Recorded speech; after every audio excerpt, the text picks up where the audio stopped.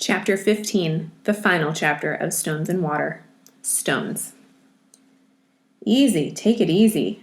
The Roman held Roberto's head in his lap and put a canteen to his lips. That's a bad wound. Very bad, kid.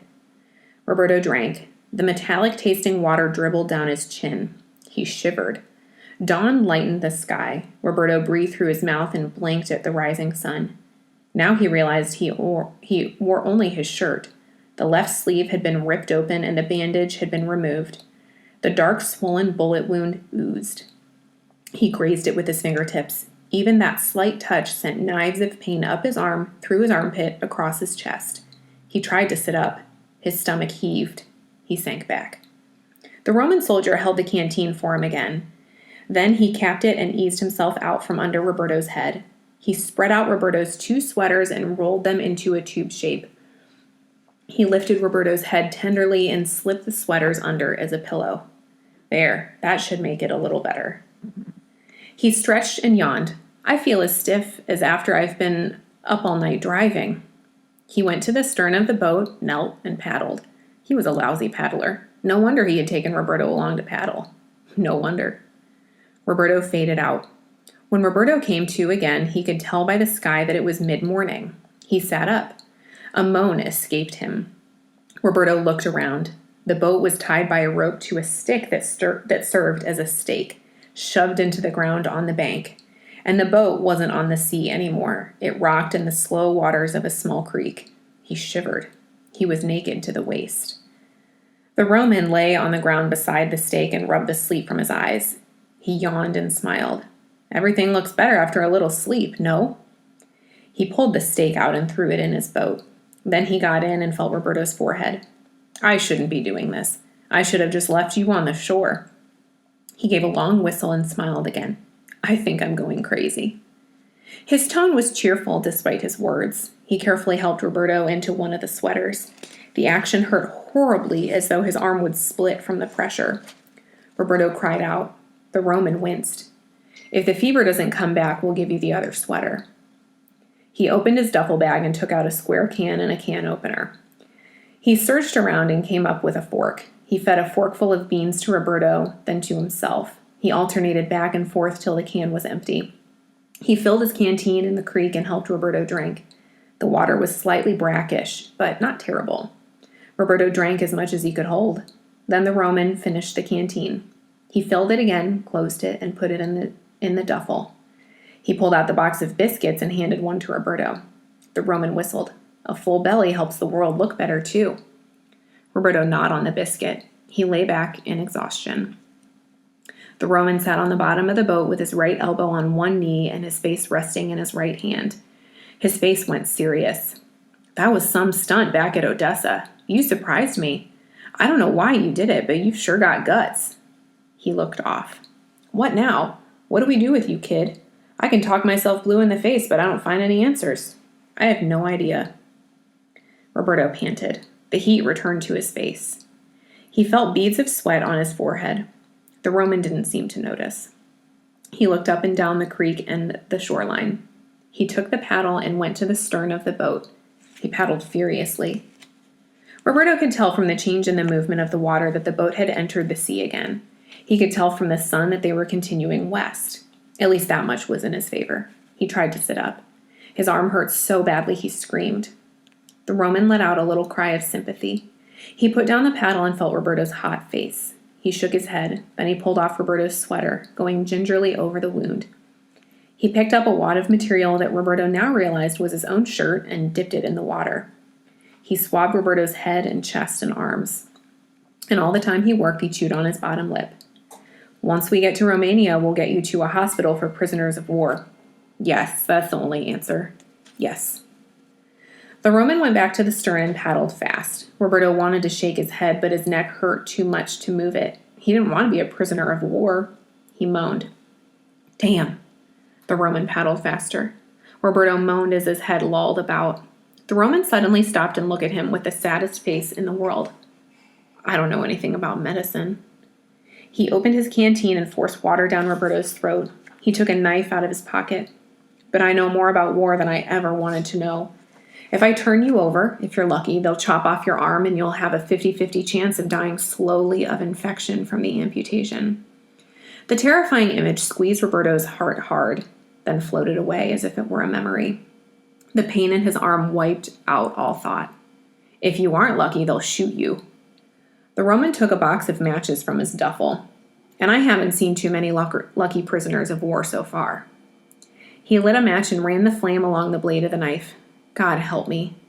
He gritted his teeth, grabbed Roberto's arm by the waist, and made a quick slash through the bullet wound. Roberto threw himself away from the immense pain. He could hardly breathe. His tears flowed. His nose ran. But already the pain was changing. Roberto no longer felt like he was about to explode. Instead, he just ached. He ached and ached. The Roman pressed on the wound from both sides, and pus and blood rolled down Roberto's arm. When the pink turned dark red, the Roman doused Roberto's arm with seawater. He doused it over and over again. When he finally let go, Roberto turned his head away and slept. Roberto opened his eyes to the flat, early afternoon sky. The Roman was looking at him while paddling steadily. Without a word, he laid the paddle down and dipped the shirt over the side of the boat. He doused Roberto's arm. Then he felt his forehead. A grin broke out across his face. You're actually cool now. Cold, even. He laughed in happy relief. Oh, thank God. If we don't put some clothes on you soon, you'll take a chill. Roberto propped himself up on his right elbow. His chest was all goose flesh, or goosebumps. He looked at his arm. The Roman had ripped part of Roberto's shirt into strips and tied 3 of them around the arm at equal intervals to hold the sides of the incision together. The cut was dark and caked with blood, but it wasn't bleeding anymore, and there was no sign of swelling. We'll wrap a blanket around you and keep your arm sticking out. It'll dry that way. Then if it doesn't swell, that'll be it. The Roman didn't look at Roberto as he talked. He was happy enough having a conversation with himself. Dr. Maurizio to the rescue. If only Mama could see me now. She always said I could have been a doctor. He laughed again. Me, a doctor. He pulled a wool blanket out of his duffel and tucked it around Roberto's chest, under his chin, and around his back. He whistled as he worked. Roberto lay back, grateful for the warmth of the blanket. The Roman helped Roberto drink from the canteen. While you were sleeping, we passed the harbor at Castanta. We made good time because of the sandbars. The whole shoreline is dotted with sandbars that keep out the waves. The Roman smiled. And the wind was behind us. That helped too. He smoothed Roberto's blanket and seemed to be a new person, lighthearted and loquacious, a chatterbox even. What a joke Castanta's port is. It's practically nothing compared to Rome's. Anyway, another patrol boat stopped us. I played our trick. I was the soldier and you were my prisoner. We were lucky to be in Romania, an Axis country. They respect an Italian uniform. They might be the only people left in Europe who do. He gave a bitter laugh. One of their military boats escorted us past the harbor. They gave me 2 potato cakes. He reached into his duffel. Here's yours. He fed Roberto the potato cake. Thank you, said Roberto, swallowing the last of the cake. His voice came out hoarse. The Roman stared. You're Italian. Venetian. The Roman sank back on his heels, stunned. Who are you? Roberto, and I take it you're Dr. Maurizio. Maurizio laughed. So you've got a sense of humor. All at once he blushed. We could have been talking instead of you listening to me babble to myself like a madman. You didn't sound like a madman. It's okay, I've done it all my life. Whenever I'm scared, I just talk. Maurizio gave a quick nod.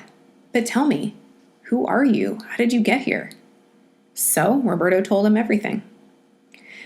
Maurizio paddled as Roberto talked, scanning the shore and the sea regularly. He interrupted him only twice, once to check the wound and once to help him into his sweaters and tuck the blanket back into the duffel. When Roberto finished, Maurizio said, While you've been talking, we've traveled the whole shoreline of Bulgaria. It's short, that's true, but I'm still amazed. Either we're ridiculously lucky, or they're bunglers at war. How's your arm? Roberto smiled. Better. He looked up at billowing black clouds. He remembered the east sky the night before, how it had been starless. The rain's finally catching up with us. Maurizio jerked to attention. What? See? Roberto pointed. It's slow, but that rainstorm has been following us since last night. You could tell from the sky. Maybe you could tell, said Maurizio with an edge in his voice. I couldn't. We've got to get to shore. He turned the boat to cut across the waves and paddled fiercely. The clouds raced now as though the storm had a burst of new energy. Roberto pushed himself up on his elbows. He could see the wall of gray rain press toward them. And suddenly the rain was upon them in fat, heavy, pounding drops. Lightning cracked close by. Maurizio paddled harder than ever. He threw his whole body into every stroke. The boat bottom caught on the sand. Maurizio jumped out and leaned over Roberto. Can you get out by yourself? He shouted over the wind. I think so. Hurry then. Maurizio grabbed the duffel and balanced it on his head. He carried it onto the shore. Roberto climbed out and stood in shin-high water, fighting the waves to hold on to the boat. Hateful pain ripped through his arm, but he wouldn't let go. The rain pelted his face and soaked him to the bone. Maurizio ran back and pulled the boat up out of the water. Together they turned it upside down and shoved it under bushes at the edge of what looked like a fairly dense forest. Then they pushed the duffel and the paddle under and crawled in themselves. Roberto rolled onto his back, exhausted. He felt the hot blood run from his wound. He must have knocked it open in all the rushed activity. It was dark as night under the boat. He was cold, bitterly cold. The wind howled. The rain banged on the underside of the boat. Maurizio groaned. Everything hurts. My hands, my back. I can't begin to think what you must feel like. I'm okay, lied Roberto. Maurizio gave a small laugh. And I can swim like a fish. You can't swim? Not a stroke. Maurizio laughed more. Then he fell silent. Roberto huddled up against him for warmth. If we're ever in a storm again and the boat turns over, grab onto the side. The boat won't sink, I swear. Okay, I'll remember that. And hush! Maurizio clapped his hands over Roberto's mouth and pressed hard. And now Roberto heard him too. Voices. German words. Roberto slowly turned his head away from Maurizio's hand so that he could peer out under the tilted-up edge of the boat, but he couldn't see a thing. Everything was dark and lost in the rain. The voices rose in heated discussion, clear and loud. They couldn't have been more than a few meters in front of the boat. So many voices. A troop of maybe 24. Had they seen Roberto and Maurizio come to shore? What were they looking for them? Still more voices came, and now from behind the boat. There were Germans everywhere. They were surrounded. Roberto trembled now more from fear than cold. Even if the Germans weren't looking for them, someone was bound to stumble over the boat in this blinding rain. Roberto drew his knees up and twisted onto his right side and stared out at the bouncing drops. The Germans kept talking and talking. Roberto gathered his energy and waited. Maurizio curled around him from behind and put his arm across his. Roberto could smell the sourness of fear in his breath. He could feel the tension in his arm. They lay together like hunted animals in a lair. Finally, the voices seemed to move away. Yes, the Germans were leaving. And now Roberto couldn't hear them anymore. Had they really left? It was getting late and the rain wasn't letting up. Maybe the German troops had decided to camp for the night in these woods. That would be a sensible thing to do. Maybe they had moved only a few meters. If they camped close by, they would find Roberto in the morning. They would find him. His jaw hurt from tension. His shoulders ached. He was tight and hard everywhere. He stared into the rain. They would find him. The rain fell. The ground turned to mud under Roberto's cheek. Everything slowly went soft. Night came. When Roberto woke, he knew instantly that Maurizio was gone. He recognized that sensation of being utterly alone even before he remembered where he was. He ran his hands frantically along the hardening mud. His fingers closed around the thin neck of the paddle. At least he had the paddle. He listened closely. Nothing but the sound of birds. He peeked out from under the edge of the boat. The sun dazzled him. He blinked and edged himself along until his whole head stuck out. The blanket was stretched over a bush, drying. The other contents of the duffel sat here and there in the sun. They left at dawn. Maurizio appeared from around the end of the boat. Take your sweaters off to dry. The rest of your clothes can dry on your back. Roberto came out, stood, and stretched. They were near. Very near. I think you're my lucky charm, Roberto. Maurizio smiled. Then his face went solemn. But luck can't hold forever. Roberto took off his sweaters and draped them over the bushes. Then he and Maurizio sat on the ground side by side. It's time to figure some things out, said Maurizio. We're only a few hours from the strait. The gateway to the Mediterranean at last. Didn't Turkey stay neutral in the war? Last I heard. Well then, said Roberto in confusion. What do we have to figure out? What we're going to do, each of us. Roberto's heart lurched. Each of us. We should stay together, whatever we do. Maurizio didn't answer. Dressed the way we are, we can pass through any waters, taking turns acting as the captor and captive. Roberto's words tumbled out. Then suddenly it hit him. Maurizio's actions didn't make sense. The pain in Roberto's arm must have clouded his thinking from the very minute he met Maurizio. Nothing Maurizio had done made sense. He could see that now. Maurizio was an Italian soldier, and Bulgaria had signed the Tripartite Pact. Bulgaria was with the Axis forces. Maurizio didn't have to hide from the Bulgarians when they passed the Bulgarian shore the day before, and Maurizio didn't have to hide from the German soldiers the night before. Why didn't you go into a Bulgarian port? Why didn't you join those German soldiers? Roberto moved on his butt away from Maurizio until he was facing him. Did you do it for me? Because they'd arrest me for deserting? His heart sped. His words tumbled out faster and faster. How much food do you have left? Could we camp here, just till my arm heals, and then we can part ways? Please. Shh. Maurizio patted Roberto's shoulder. They'd never arrest you. You're a kid. They'd arrest me. You? Why? I'm the deserter. The deserter. Now it fit together. All at once, all of it fit together. Maurizio leaned forward, his elbows on his knees. I joined up willingly. He spoke vaguely like an old man. My country was at war and Mussolini was inspiring. I trained like a fiend. I was the perfect fascist. I don't know what was on my mind. It's not like I was blind and deaf. I saw them round up the Jews in Rome and put them in a ghetto. I heard how whole families shared a room and there were almost no bathroom facilities. But I just didn't think about it. I was so stupid. Can you believe I was that stupid? Can you believe me? Roberto blinked the burn from his eyes. The ghetto in Venice was old. Jews had lived there for centuries. They loved living there. It was beautiful and quiet. He realized now that he hadn't had any idea of what it meant when he read about Jews being gathered into ghettos in other parts of Italy. It was easy to be stupid. Yes, I believe you. I got on that train up through Germany and across Poland with pride in my heart, and that's when I saw them. At first I was shocked at the women and the children running up to the train every time we stopped, begging, standing in their dirty rags.